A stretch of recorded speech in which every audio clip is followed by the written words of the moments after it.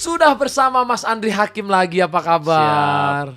Sekarang udah mulai membaik bro, tadinya kurang baik. Oh my god, kemarin itu gue ngeliat story lu ya. Eh. Gue kira nih, astagfirullah, ini gue merah semua, gue bonyok, kenapa nih? gue bonyok parah lah bro. 40% ada guys. Parah bro. Bahkan saham yang sampai 40% turunnya gue ada 8 kayaknya bro. 8 Kita 10. sebenarnya ada berapa sama ya. Iya. Padahal udah untung banyak tapi gue nggak TP tuh bro. Lu juga ya? Nggak ambil. Lu Cuman gue ada ambil dikit, tapi gue jadi tetap rugi karena ada Telat yang gue jual ambil. ya. Iya. Tapi kan katanya gue nggak akan rugi kalau nggak cut cut loss. Jadi gue diemin semua nih masih merah. Cuman sebenarnya solusinya lu nggak boleh diemin juga sih. Lu harus antara lu mau cut loss, kalau nggak lu harus average down. Beli Pilihan sekalian. salah satu. Beli lagi di bawah. Oh, jadi kalau didiemin aja jangan malah ya. Karena kalau diemin lagi lu tunggu ke atas kelamaan, lu jadi buang waktu. Oh. Contohnya misalnya saham nih di atas lu misalnya belinya 100 juta. Oke. Terus kan dia turun nih misalnya 50% nih. Ke 50 juta. Ke 50 juta. Nah nanti lu average-nya tuh cuma butuh 50 juta doang. Dengan jumlah yang sama. Tapi harga saham lu jadi turun nih ke bawah. Jadi begitu dia balik ke atas, lu udah langsung untung, cuan. Kalau dia balik ke harga awal, lu bahkan tapi udah untung itu butuh double. mental lagi loh bro. Butuh mental lagi. Yes. Di saat lu lagi down terus lu harus top up lagi itu Betul. kayaknya bisa double kesel bro. Betul. Nah tapi gue juga sama nih, gue lagi bawa-bawa gini, gue lihat ada bottom, gue beli dikit. Oh malah beli buyback ya? Iya gue buyback, makanya gue sekarang udah mulai ada yang ijo-ijo. Oke. Kalau nggak salah kemarin gue liat story lu tuh lu rugi sampai Ratusan. 130. Oh lebih bro, 130 itu baru minggu pertama. Pokoknya total di hancur-hancurnya itu 400 mm. Andri Hakim kemarin rugi 400 miliar kan? Iya, itu yang drawdownnya ya. Tapi yang gua cut loss itu 57 M. Oh my god. Yang gua cut loss 57 M, yang sisanya drawdown. Tapi yang drawdown ini sekarang udah mulai balik nih. Udah mulai balik. Udah mulai balik, naiknya berapa M nih? Sekarang tinggal minus mungkin 200-an lah. Oke. Tadinya kan 200 sudah balik nih. Udah masuk kantong lagi, udah mulai keisi lagi. Ke wallet lagi. Iya, sekarang. Tapi lu ambil 200. atau diemin dulu? Gue karena gue ada averaging, gue di bawah averaging, jadi begitu dia naik dapat untungnya. Iya, udah mulai hijau gitu. Oke. Jadi tapi belum balik sekarang modal. Balik sih belum, masih minus, tapi udah mulai dari 400 ke 200 lah ya. Iya, 200. Tapi overall kan gue pikir-pikir kan semua keuntungan ini juga awalnya dari saham juga. Awalnya gue cuma dari 1 M kok. Jadi gue pikir ya udah nih juga dari saham. Ya selalu dia turun, selalu nanti dia balik lagi lebih tinggi gitu. Tapi kepercayaan lu terlalu tinggi bro. Iya gue pede sih, gue pede.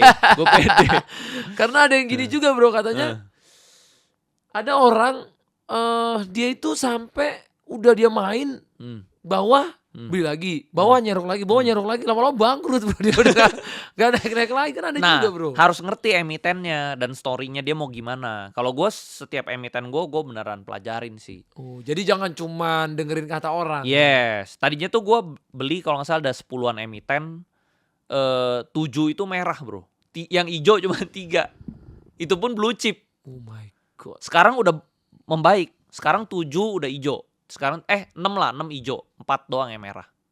Tinggal 4 doang yang merah. Jadi udah mulai recover. Tapi menurut bro ini adalah pengaruh perang atau krisis ekonomi? Awalnya itu pengaruhnya sebenarnya bukan perang dulu. Awalnya itu sebenarnya dari MSCI. MSCI itu yang Morgan Stanley itu. Oke. Iya. Awalnya dia. Dari Morgan Stanley. Jadi si MSCI ini bilang dia nggak mau menambah emiten baru. Jadi saham-saham yang ngincer MSCI semua, terutama saham-saham Prayogo Pangestu, itu crash duluan awal-awal. Itu di Januari akhir. Padahal awal-awal Januari kan kita baru ngomong saham untung terus kan, wah untung. Nah dari yang Januari akhir itu saham Pak PP semua nggak di-include masuk MSCI, jadinya crash duluan di sana. Hancur lah. Nah dari situ domino. Nah kenapa bisa domino itu karena tadinya misalnya dia beli saham Pak PP nih. Terus dia kan pakai margin nih. Margin tuh hutang. Oke. Nah karena sahamnya turun, dia harus saham lain yang dijual. Karena jaminannya udah turun nih. Lu harus top up duit, kalau nggak lu harus jual. Nah karena dia udah crash, dia nggak bisa jual nih. Nah jadi saham lain yang dijual. Domino. Nah karena yang ini turun, jual lagi saham, jaminannya nggak cukup nih, jual lagi saham yang lain. Nah jadi domino effect bro.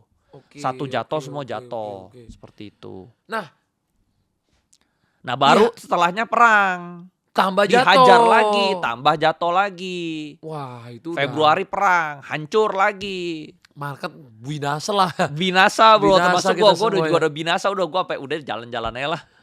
Udah nggak bisa bro. Tapi gue lihat bro tetap happy bro, masih bisa senyum. Tetap happy karena bisa beli McLaren baru. Oh McLaren gue belinya pas untung kemarin. Pas Januari awal. Lagi seneng-seneng tau kena drop. Kalau udah drop mah gue gak mungkin beli. Oke. Itu aku lagi seneng-seneng gitu. Jadi istilahnya untung kemarin malah jadi nggak balik modal dong ya, malah sekarang masih minus. Sekarang overall sih tetap masih minus lah. Cuman gue yakin pasti dia recover. Pasti. Karena kan gue udah melewati ini berkali-kali ya, market crashnya berkali. Setiap kali dia turun selalu dia naik lagi lebih tinggi. Turun selalu naik lagi lebih tinggi gitu loh. Mentalitasnya beda guys. Orang yang naruh se-M mau 100 juta mau 1 juta pasti luar sana ada yang udah pusing juga udah bro. Pusing. Sama lah kayak misalnya lu pertama kali bisnis. Lu kalau bangkrut pertama lu pasti stres banget kan. Tapi lu udah jalanin puluhan bisnis nih. Ya bangkrut mah makanan sehari-hari lah. Ya kan. Kalau nggak untung ya rugi kalau bisnis kan. Ya, jadi lu udah terbiasa mentalnya. Tapi kan bener juga bro, katanya ada orang bilang saham ini kan yang bisa sukses itu di bawah 10% kan. Jadi mungkin gak semuanya bisa punya mentalitas dan juga bisa mempelajari sedalam itu bro. Betul, jadi sebenarnya saham itu sama bisnis itu sebenarnya mirip. Gue selalu bilang saham itu sama juga, di bisnis itu yang berhasil tuh bahkan lebih parah lagi, gak nyampe 10%. Ya benar juga sih. Pengusaha, nggak semua orang tuh bisa jadi pengusaha. Sama juga menurut gua nggak semua orang bisa jadi investor. Sebenarnya semua orang bisa. Yang nggak kuat itu mentalnya bro. Semua orang bisa jadi investor, tapi nggak semua orang bisa sukses kuat di investor. Mentalnya. Sama juga semua orang tuh bisa buka bisnis.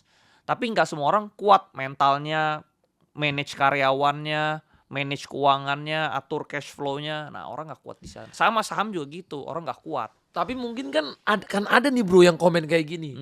Iyalah bro, Andre Hakim enak misalnya.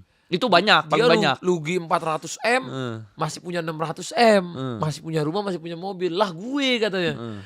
Misalnya hilang nih duit segitu deh, segitu-gitunya duit gue, nggak ada lagi yang bisa dia puter lagi atau dia investasiin lagi bro. Nah tapi kalau gue segede gini, itu awalnya juga dari kecil kan. Hal yang gue gede ini kan dulu juga dari kecil. Nah waktu kecil ini juga gue juga rugi. Dulu gue juga sama. Awal-awal kan gue mulai dari bisnis ya. Bisnis juga sama tuh, gue rugi. Mulai lagi dari nol. Bikin bisnis baru mulai lagi dari nol. Sebenarnya ya memang it's part of the journey sih.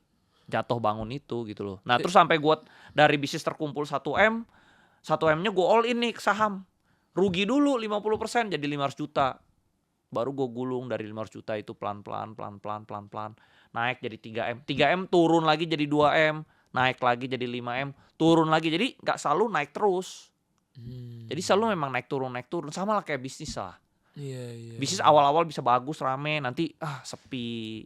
Nanti rame lagi, sepi. Ya gitu sih bro. Seperti quote para pebisnis ya. Jadi kalau kamu ikut bisnis itu efek sampingnya untung guys. Iya. Bukan efek sampingnya rugi. Efek samping itu untung karena kebanyakan bisnis itu memang rugi. Nah, gue setuju. Jadi harus butuh mentalitas yang kuat. Iya. Untuk bertahan sampai bisnis itu bisa menang lagi. Gue sangat setuju sama lo bro.